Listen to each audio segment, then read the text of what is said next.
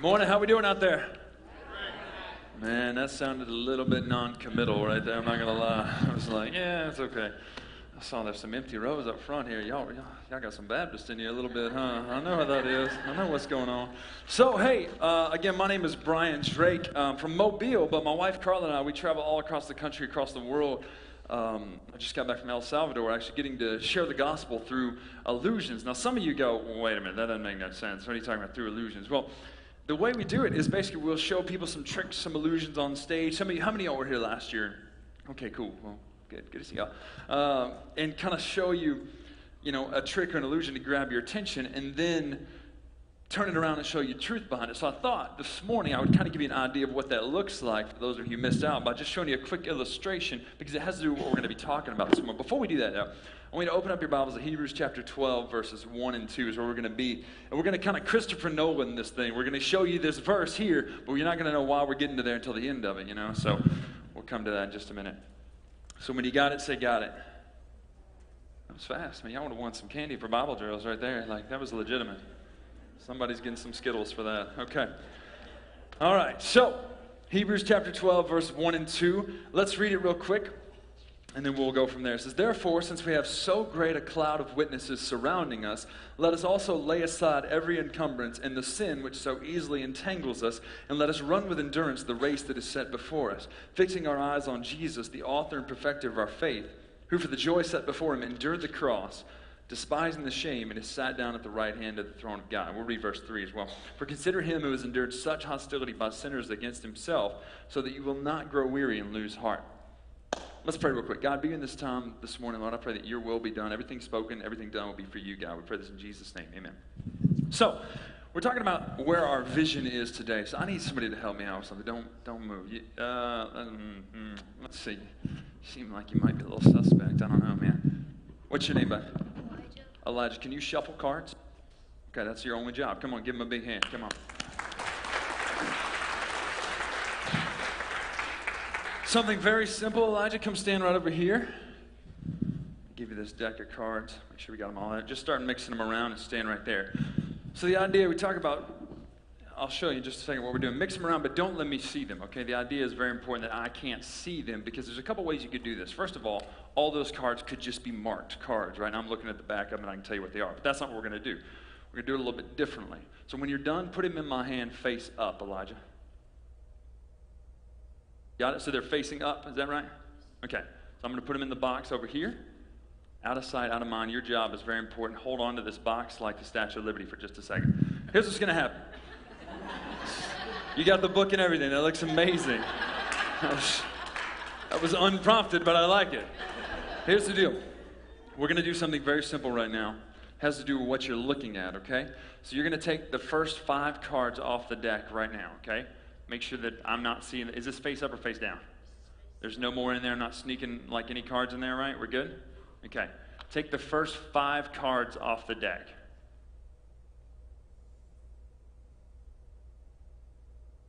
You feel pretty confident in your shuffling ability, right? I don't even want to see these. Even though you shuffled them, somebody's going to go, well, they probably just marked and you hired him to do this.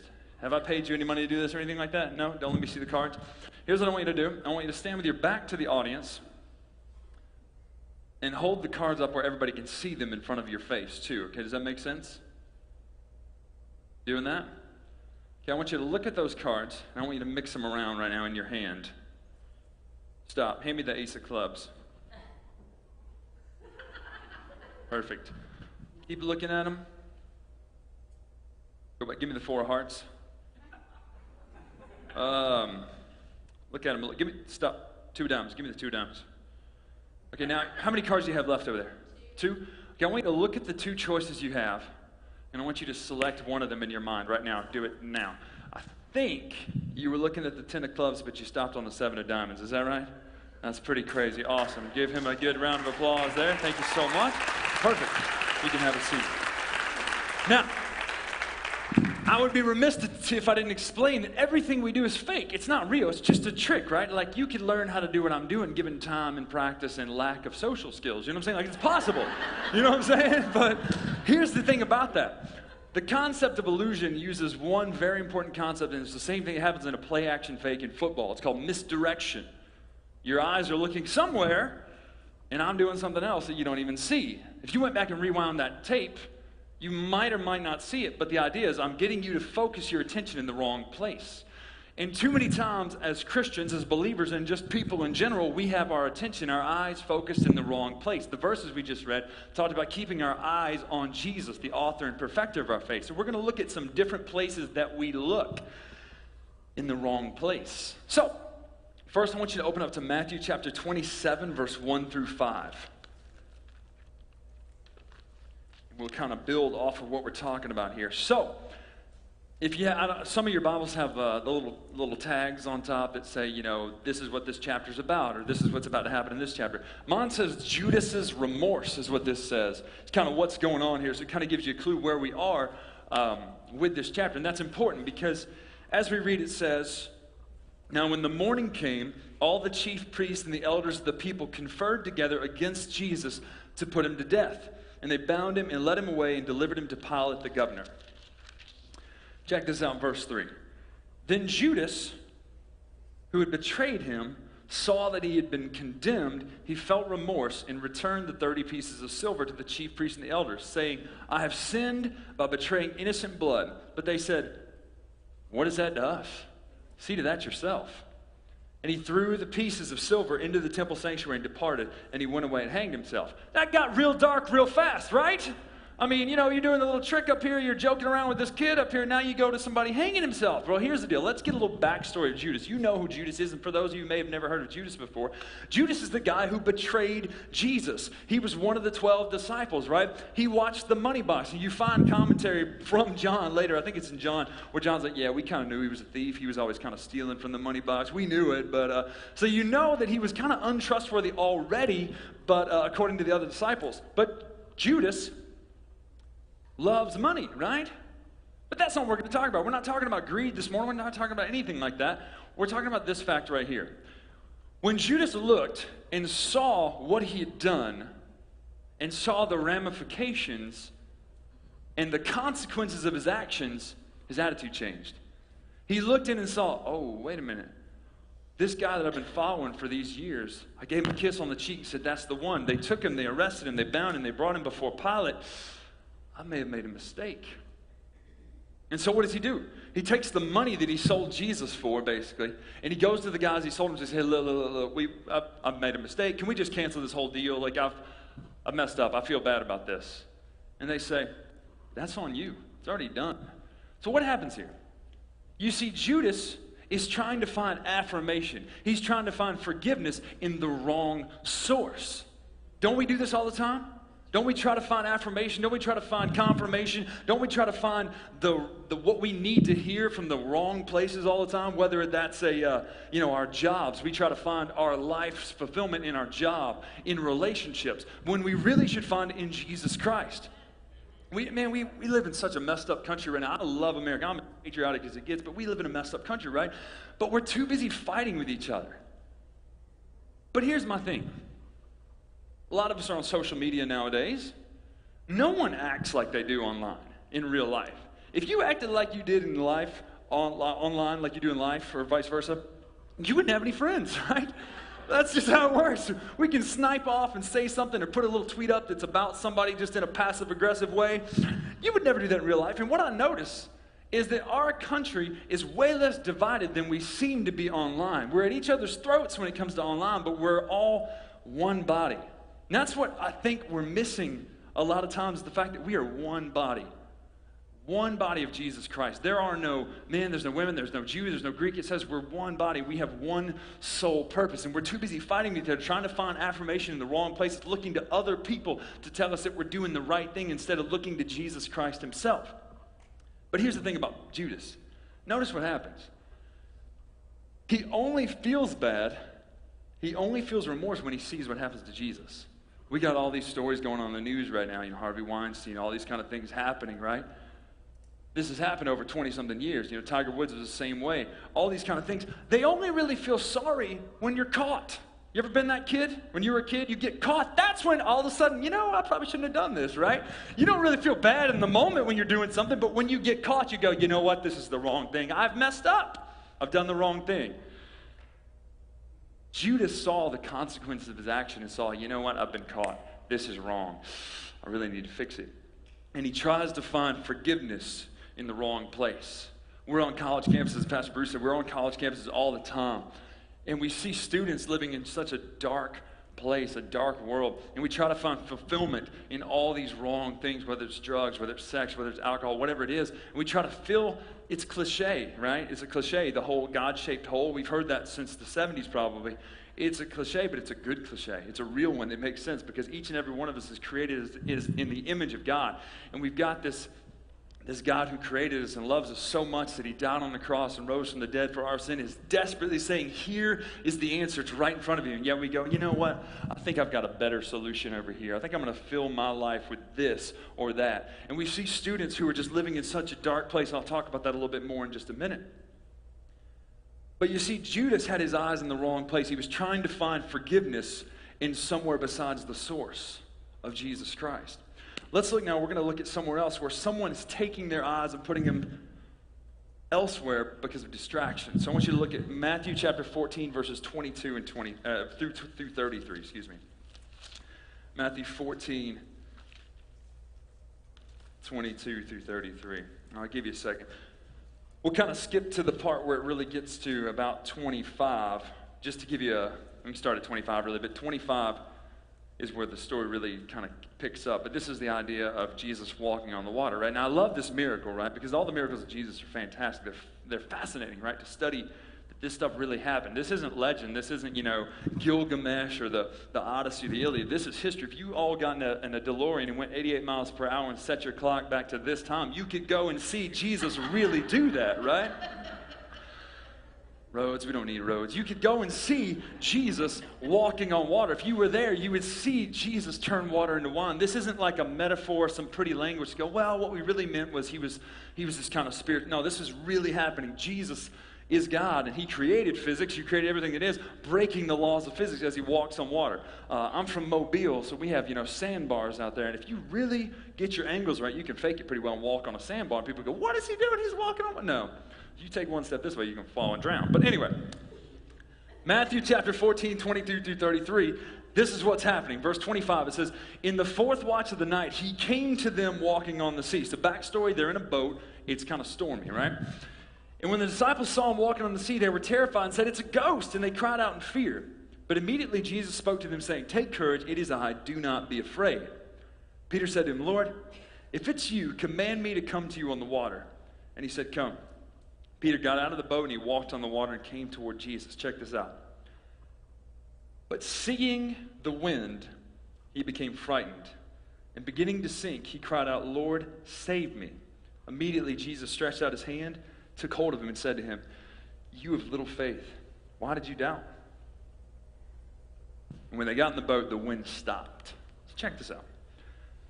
Again, I grew up on the water. We go saltwater fishing all the time. My dad builds wood boats by hand because he's a beast like that, right? He builds these skiffs, and we always grew up, we'd go out fishing just kind of, within a couple miles and catch these small white trout, ground mullet, all that stuff down in Mobile and Codan Beach and all that.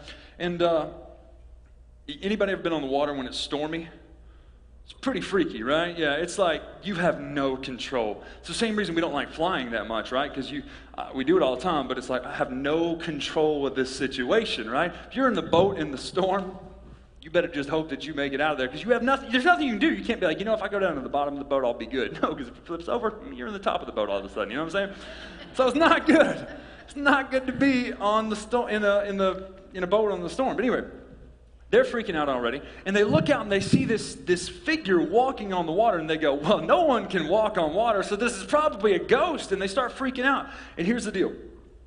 I love this part. It says, but see, in verse 27, he says, take courage, it is I, do not be afraid. What does that tell us? Each and every one of us in this room and outside of these walls go through storms in life. I bet if I snap my fingers and say, think of the storm you're going through in your life, you don't have to go, things are pretty good. When's the last time I had problems in my marriage or my finances, my family? No. It's like, boom, there it is, right? The thing that's bothering you, the storm that you walk through, it's right there at the forefront of your mind. And a lot of times when we're in these storms in life, we go, God, what is the deal? Where are you? I feel like I'm out here by myself. Where are you, God? And I love this. He says, take courage. It is I. Do not be afraid. What does it tell us? It tells us that God is right there in the midst of our storms with us. It tells us that no matter what you're walking through, God is right there. He's not too far off where you got to get to shore and then find him. He's right there in the storm with you, saying, I'm right here. Don't be afraid. Peter does something kind of weird here, but it's pretty important. Peter said to him, hey, God, if that's you, command me to get onto the boat, to get out of the boat and come into you on the water. Sometimes we have this thought where you say, well, if you question God, you're sinning, you're disobeying God. It's kind of a fine line when we talk about questioning God. What you see Peter doing here when he says, hey, if that's you, command me to get out of the water. I guarantee you, anybody in here who's ever answered a call of God, and I don't mean just in ministry, I mean saying God says, hey, I want you to take this job. Hey, I want you to go to school here. We go, God, I want to make sure I'm hearing your will. There's nothing wrong with that. And that's what Peter does. He says, hey, I want to make sure I'm doing this right. If that's you, God, you tell me to come, I'm going to come. Now, what would have been wrong is if he said, hey, it's me, come on. And Peter goes, no, I'm good. That's when it would have been a problem, right? But Peter says, God, if that's you, I'll go. And he says, come on. And Peter steps out of the boat, right? And he starts walking on the water. Now, you know, in the back of Peter's mind, he's seen some cool stuff, but you know he's got to be like, it's pretty cool, you know? I'm walking on water. That's pretty cool. I don't care who you are. It doesn't matter what you've seen. That's pretty awesome to be like, that is legitimate. Look, there's a fish right there. That's crazy. But Peter starts walking, right? And we don't really know how far he's walking. You say, why does that matter? You'll see in just a minute why that's kind of important. But he starts walking, and it says when he sees the wind, he takes his eyes off Jesus. And the second he does, he sinks. Now, I don't think this is some sort of like movie quicksand where you know, it's like you slowly start sinking down. And I think the second he took his eyes off Jesus, it was boom, right into the drink. Plunged into the water, and he's freaking out. This is a guy who was raised on the water. He's a fisherman, right? That's what Peter's job was. Yet he knows he's about to drown. And he says, God, save me. Lord, save me. And this is the word I find so beautiful in this story. 31. The first word is what? What does it say? What does it say in your Bible? What did you say? Immediately. Immediately, Jesus reached out his hand. He didn't do this. Man, I don't know, bro. I see you sinking down there. You doubted me. I told you just to keep your eyes on me, but you let this storm in your life get in your way. You can stay there for a minute. Hope you can tread water. I'll be over here hanging out with the fish. That's not what Jesus does. God doesn't beat us up and hold it over our head. You doubted me. You messed up. You have to wait. You have to go through a probationary period before you can receive my forgiveness. You have to wait and get yourself out of this storm. Swim back to that boat yourself, Peter. That's not what he says. He immediately reached down and grabbed him and picked him up. It doesn't matter what your past is. Everybody in this room has a past, no matter if you grew up with money and have never had an issue in your life, or if you grew up poor and never had an issue in your life. We all have a past. Every single one of us have things in our life that we're not proud of, that we wish we could just say, you know, that was somebody else. When I saw that in a movie one time, that wasn't really me. But immediately Jesus picks him up and walks over to that boat, and they get in the boat and the storm stops. He says, you have little faith. Now here's the funny thing. Let's go back to the beginning of the story. We have two principal characters, right? You got Jesus and Peter. But there's some other people involved in this story, right? Who? The other disciples. Where are they? We beat up Peter a lot of times. We go, man, you shouldn't have taken your eyes off Jesus when that storm came, which we all do. We've all done it. But you know what Peter did? He got out of the boat. There's 11 other dudes who never even got out of the boat. They're sitting there looking at Jesus walking on water saying, come on, the water is fine. I'm here. I'm with you. And they go, no, I'm good. God called me into ministry when I was 15 years old, and I wrestled with it, and I struggled with it for a long time. That was half a life ago, literally, because I turned 30 this year. Half a life ago. And it's been described, when God calls you into ministry from one area to another area, it feels like stepping out of one shaky boat into another shaky boat because you don't know. God is one of those, the thing about God, when he's calling people into something, he doesn't just go, hey, here's the handbook, here's what's going to happen 2 months from now, you be ready for it. He says, you trust in me. You listen to me. So you got 11 dudes who are like, man, Peter sank. What a punk, man. He shouldn't have done that. They didn't even get out of the boat. They didn't even bother. I don't want to be that person when God says, hey, I got this thing I want you to do. I got this plan for your life. And I go, man, this wood is way safer than that water. Because that's where a lot of us are. You say, but man, that's stage stuff, man. That's for people who are pastors, people who are ministers. That's not for us regular folk who sit in the pews, right? We have a messed up view of church sometimes. God is calling each and every one of us into. I don't know if it was you who said it earlier, but somebody said it earlier, that each and every one of us has a gift and a role to fulfill and serve, right? It's a beautiful concept, because too many times we think, well, there's singing, there's athletes like Tebow who have a platform, and there's preachers. And preachers has that weird thing of, evangelists and illusions and all that sort of stuff, like the specialty arts. But other than that, I got nothing for God. I can't do it. There's people who can cook. There's people who can talk to kids. Not everybody can talk to kids. There's people who can talk to people who are 70, 80 years old. We're talking about two different generations. That's a gift to be able to cross those generational lines. Not everybody has that gift. You go, I just don't know how to relate to other people. There's people who can, there are athletes, there are musicians, there's things like that, but everybody has a gift and has a role to serve in the kingdom of God. And if when we face that storm and we take our eyes off Jesus and go, man, this is scary, how many people are not going to hear the gospel because of that? Peter has another kind of awkward moment, and this is, I love studying what's called apologetics. It's kind of the defense of our faith and why we know what we believe is true. One of the things they talk about that really strengthens the true history of the gospel is the fact that they put a lot of embarrassing details. If you're Peter and you're making this story up, you wouldn't write, yeah, remember that time when I got out of the boat and I sunk? Don't put that in there. Or this next part when Peter is denying Jesus, right? You got the guy who becomes one of the big church fathers. He's a huge, he writes part of the Bible, and yet he denies Jesus 3 times. Jesus tells him he's going to do it. No, not me, man. I would never do that. I know there's a lot of times when we say, that'll never happen to me. And we go, man, how did I get here? Peter's standing by that fire as Jesus is on trial. Hey, don't you know him? Aren't you with Jesus? Aren't you one of his people? Not me, bro. I'm just warming my hands by the fire here. No, I'm good. Who? No, don't know him. A few minutes later, hey, aren't you one of his followers? Not me. I don't know who he is. Remember, when they arrested Jesus, everybody ran off. They scattered, right? One dude ran away naked. It says they pulled his coat off him. He kept running. That's how scared he was. Third time, this person says, I think you were one of Jesus' followers. And he says, he cusses him, and he says, no, I don't know him. And in Luke 22:61, it says, Jesus looks up at Peter. You imagine that cold sweat that Peter got? I have messed up. That feeling of that cold stare. Not an angry stare, but like, I told you. Jesus looks him right in the eye, it says in Luke 22:61. And I can just imagine that feeling Peter got. But we have 2 options. Peter chose the better option.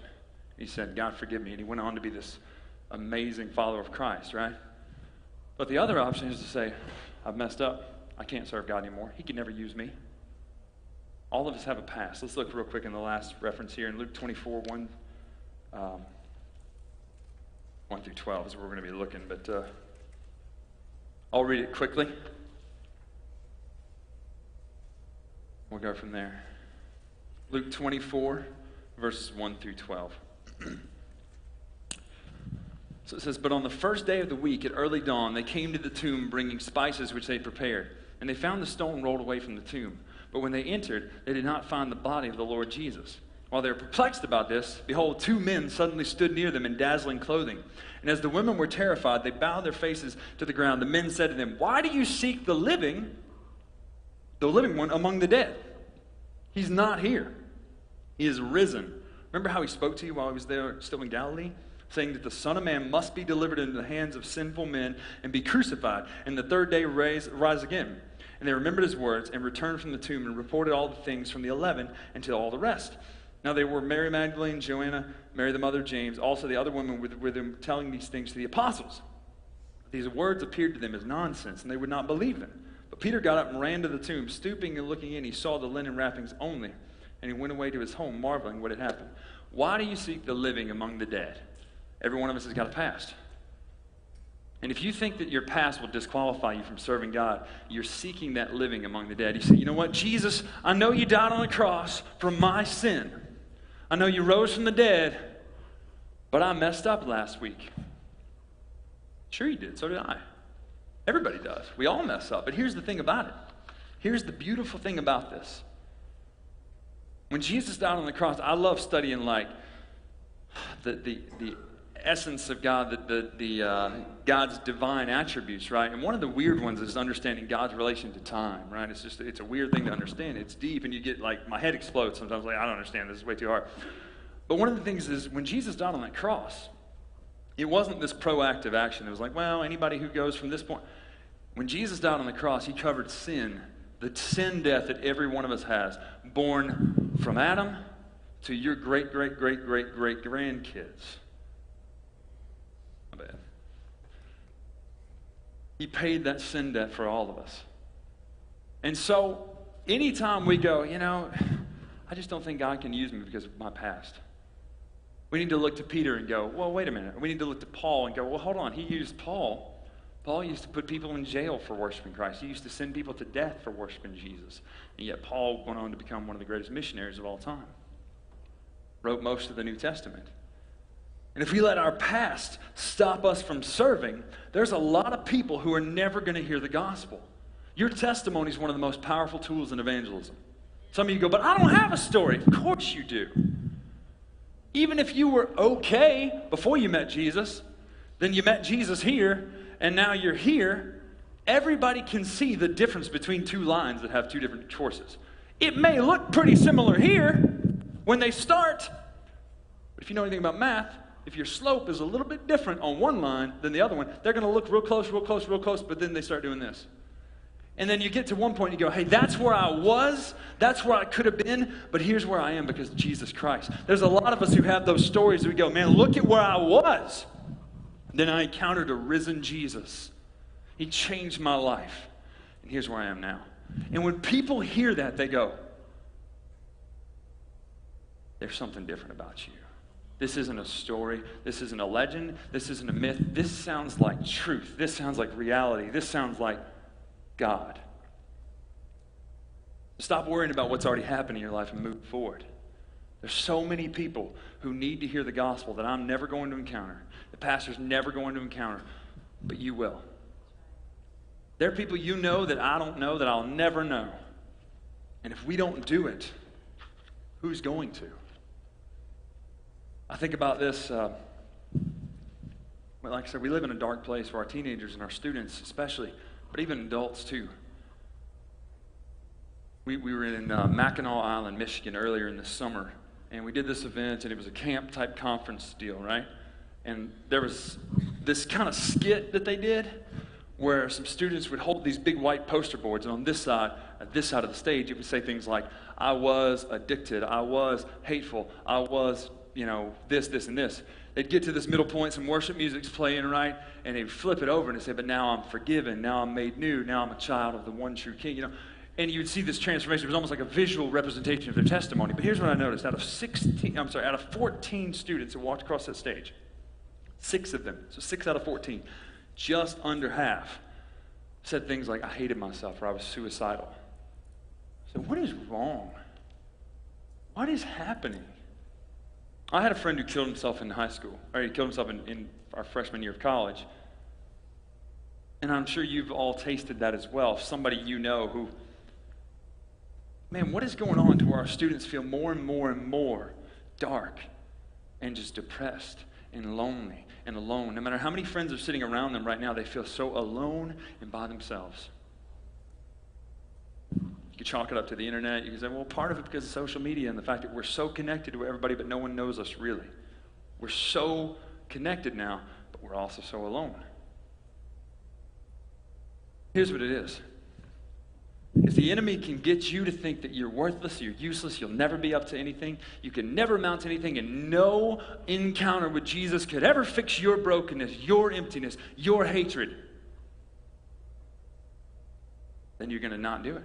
You're not going to encounter Jesus at that point if you go, man, he could never love me. He could never forgive me of my sin.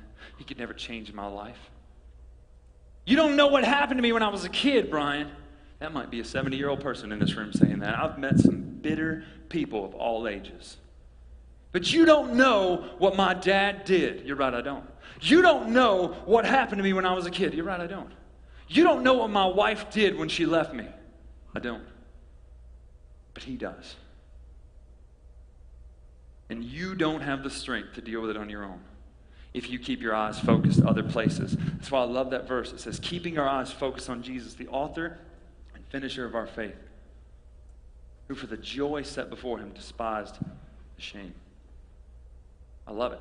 I love the fact that it's like a race. They talk about when track, and I don't run track. You can tell that by looking at me. I don't run track, but you can see, they always talk about, you're supposed to keep your eyes focused on your goal and run towards it, because if you take your eyes off it, you'll deviate, you'll run to the side, you'll slow down. All of us have a goal and a job and a calling and a challenge on our lives, and it doesn't matter if you're one of the ones up here on the stage. It doesn't matter if you're one of the ones sitting down there who goes to a job as a plumber or an accountant or whatever. Our calling is to be the best fill in the blank for the cause of Christ. And it encourages me to see people to use the platform that God has given them to share Christ with others. I met a girl a few years ago, and this is something that stuck with me, and I'll never forget as long as I live. We were in Bend, Oregon. It's a beautiful place out there. It's in the Pacific Northwest. It was a place called Journey Church. Cool church. A really funny story. It used to be an adult nightclub, right?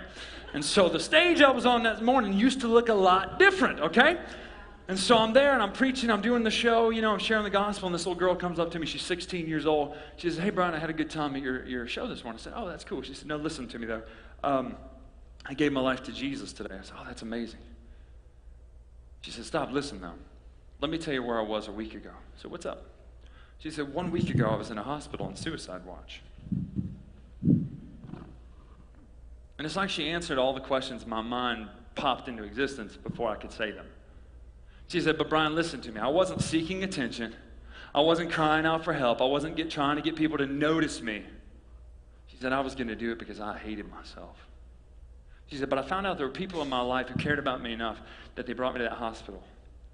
And then they brought me here this morning. She said, you know what, Bryan? I found out that not only were there people in my life, but that God loves me.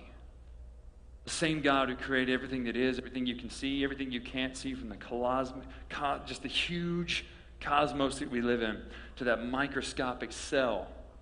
The same God who made that, made me, loves me, died on the cross for my sin, rose from the dead, and has a plan for my life. She said, Bryan, I said yes to that this morning, and I no longer want to take my life. I've been given new life. Blew me away. I'll never forget that as long as I live, but there's two parts of that story I want you to hear. You might be sitting in this room this morning. You might be that person who's broken, who's empty, who's lost and needs Jesus Christ, who's never said yes to Jesus. You say, but Bryan, it's Sunday morning. Absolutely. I've met some people that have taught Sunday school for years. I met some people who've never come to church before, said, you know what, I need Jesus today. I missed it until now. I realized that it's not about them, it's about me and my heart. I'm broken, I need Jesus. That's what that little girl did. She realized that she was lost, that she needed Jesus, and she gave her life to Jesus. She said, God, forgive me of my sin. Save me, change me, make me new. There's another element of that story I want you to see, and I want to end on this. And it's only recently that I've really started talking about this part of it. She said, but Bryan, there were people in my life who cared about me enough to put me in that hospital, right? Then she said, but they brought me here this morning. Imagine this. Imagine if that girl didn't have people in her life who cared about her, what would happen to her? She may not be alive today. She may never have heard about Jesus. We don't know. Those are counterfactuals. We can't guess what would happen. But all I know is this. I never would have met her. Some of the people at that church may never would have met her had those people in her life not said, hey, you want to come to church with me this morning? They're doing this crazy illusionist. He's going to be there. It's going to be fun. Do you want to come hang out? You say, Bryan, I can't have a conversation like face to face. I'm not good with that. That's not my skill set. But how many of us can say, hey, do you want to come to church with me this morning? Can you come? We do this thing, man. There's coffee, there's donuts, friendly people, great worship. Can you just come hang out with me at church? I'd love to have you there. And that first step of obedience into evangelism is so important because we're so scared. Not we, I'm not talking to you. This is not an indictment of you. This is an indictment of, if you read online, people are so scared to share the gospel now. We're so scared of being called judgmental. That's the new worst thing to be called nowadays is judgmental. Put it to you like this. My daughter's 3.5. Pretty sure she has rabies. You know what I'm saying? Like she's wild. She's adorable. She's cute. She wants to wrestle. She don't want to play with dolls. She wants to wrestle with me. So I'm teaching her like DDTs and all. I'm teaching her all the good important stuff. You know, like who Hulk Hogan and Macho Man are. I'm teaching her this important stuff. But if I see, when we go in the front yard and she's on her scooter, right? Or her tricycle, and she starts heading towards the road, you know what I do? When I see her going towards traffic, I step back and I go, you know, I don't want to judge her decisions. You know, I don't want her to think I'm judging her. You do you, Harper. I'll just, you know, I don't want to say anything that might offend you. You know what I'm going to do? I'm going to knock over a grandma to get my daughter. Do you know what I'm saying? Do you know what I'm saying? That's my daughter. I will do anything to rescue her because I love her. Because I want her, I want the best for her. As Christians, we need to have that attitude for the people we know are lost and going to hell. Do we believe this story? Do we believe that this is truth? Because there's some beautiful passages about how God has got a place for us in heaven. He's got a mansion. There's also some passages that say, hey, if you don't know Jesus, you're going to spend eternity in a place called hell away from God. And if we believe that, do we live it? Do we truly believe that our friends and family who don't know Jesus Christ, they don't just get magically transported to heaven in a universalist, pluralist way? That they need to hear Jesus Christ. And my prayer and my challenge for you is that we take this seriously and say, God, I can't sing, I can't preach, I can't do this or this or this. That's not what you've gifted me, God. But however you've gifted me, show me and show me how I can use that for the kingdom. And that's my prayer this morning, is that we keep our eyes on Jesus. We don't let the storms of this life turn our eyes to the side. We don't look for forgiveness, for affirmation in the wrong place, but we look just to Jesus, only Jesus. Here's what I have you do. Nothing weird, nothing crazy, but I'm going to have Jonathan come to the keys, if you don't mind. Jonathan, are you still in here? He might have cut out early. You know how people are in the band. I'm just kidding. Here's the deal. I'm going to have you would you just bow your heads and close your eyes for just a second? We're not going to do anything weird or anything crazy. All I'm going to do is I'm going to pray, and I'm going to open up this altar for a time of just, you do what God's telling you to do. But here's the deal. 2 questions. First of all, how many of you would say, Brian, you know what, I hear you talking about sin and death and Jesus and all that stuff, and I know that I'm a follower of Jesus. I know I've said yes to Jesus, that if I were to die, I would spend eternity in heaven because I've given my life to Jesus. If that's you, just slip up your hand right now. No one's looking around. Awesome. You can put your hands down. Second question is this. How many would say, you know, Brian, I hear you talking about sin and death and Jesus and all that stuff and forgiveness and my past and being made new. And I'll be quite honest with you, man, I don't know what would happen to me if I were to die. I've never said yes to Jesus. I've never given my life to Jesus. If that's you, slip up your hand. No one's looking around. Just slip up your hand right now. Awesome. You can put your hands down. Third thing is this. And I'll be quiet and I'll leave this altar open. We'll have people who can pray with you if you want to. If you don't, you can pray at your seat or you can pray by yourself at the altar. It's up to you. But my challenge is this. How many in this room, and you don't have to raise your hands for this, would say, you know what? My eyes have been turning to the left or to the right because of the storm I'm going through. Hey, I'm trying to find forgiveness and affirmation and confirmation in the wrong place. Hey, I've been trying to seek the living among the dead in my past. But Jesus is alive. And I want to serve him and I want to tell others about him. It doesn't matter if you're 6 or 60 in this room. But I'm going to pray over you. Then I'm going to open up this altar. I'm going to turn it over.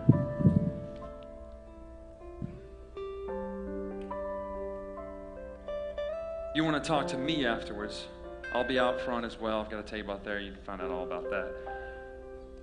But I'd love to hear from you. I'd love to hear your story and tell you a little bit about what we do. So Let me pray. God, thank you for this time to be here, Lord. I thank you for your love, for your power, your salvation, God. Lord, I pray that you will be in this room right now, God. That nothing done from this moment on or anything in the past will be about us, but it'll be all about you, God. That everything we do will be to glorify you, God. So I pray if there's anybody in here who says, you know what, I need Jesus, God, that you'll push on their heart.